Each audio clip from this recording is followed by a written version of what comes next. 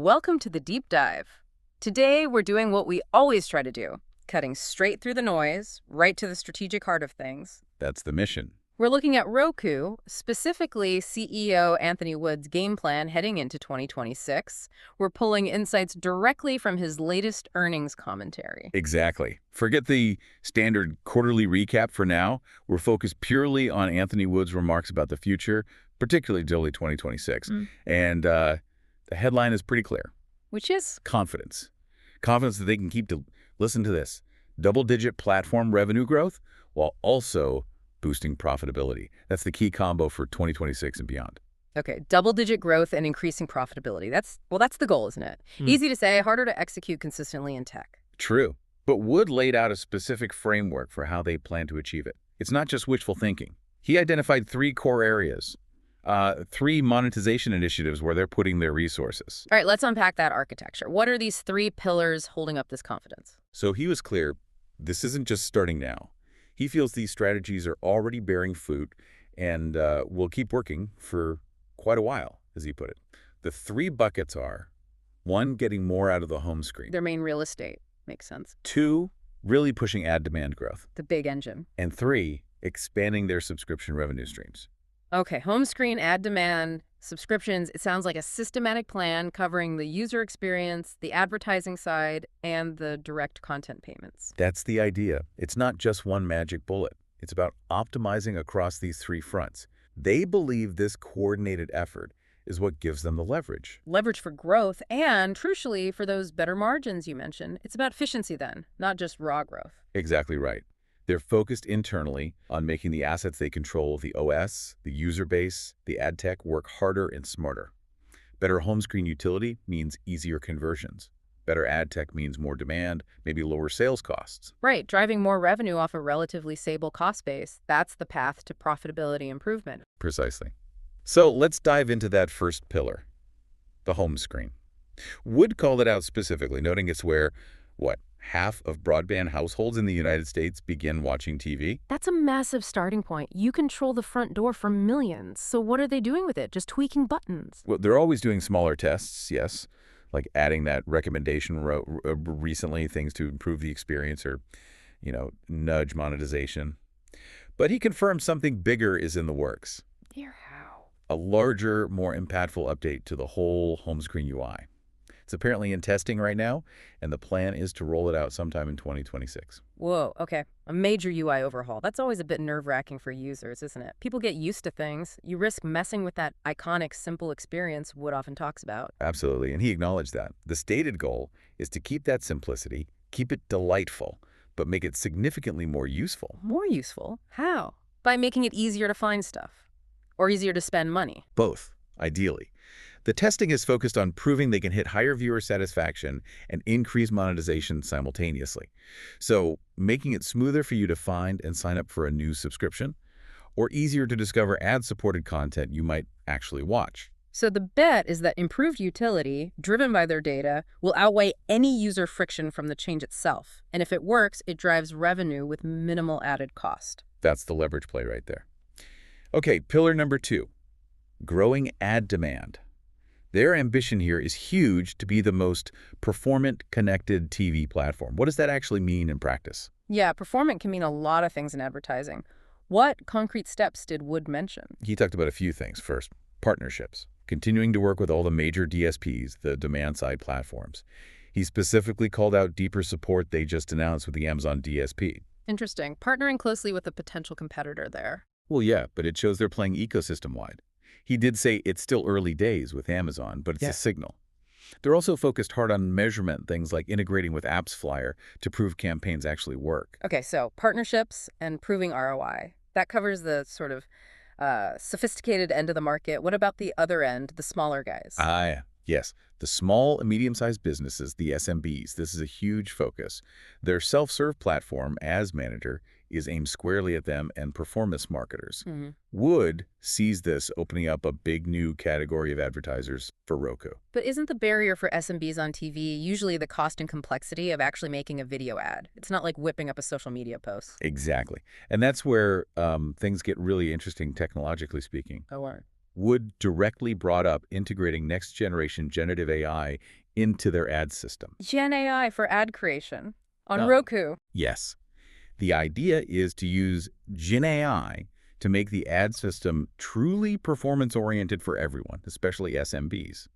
It would allow a small business, maybe with zero video experience, to quickly generate high-quality video ads. Okay, that could be a game changer if you automate the creative bottleneck. Right. It potentially makes advertising on their platform as accessible for performance goals as, say, Facebook or Google are for smaller businesses right now. It dramatically lowers the barrier to entry. And ties back to profitability again. Automating creative means more advertisers can onboard themselves, potentially lowering Roku's cost of sales for that segment. Is this defense against Meta and Google or pure offense? I think it's primarily offensive. It's basically saying, hey, that performance marketing budget you spent on social, you can now bring that to CTV easily through us. It's a direct play for those SMB ad dollars, positioning themselves as the performance platform for TV. Very ambitious. Okay, let's cover the third pillar, subscription revenue. What's the plan there? Just getting more people to sign up for Netflix via Roku. Well, facilitating premium subscriptions is definitely part of it, and he said that's doing well, with more Tier 1 services planned for 2026. But they're also building their own subscription ventures. Like the Roku channel's premium tier. Yes, and now something new called Howdy. He introduced it as, get this, an ESOD service. ESOD. Or SVOD, AVOD, fast.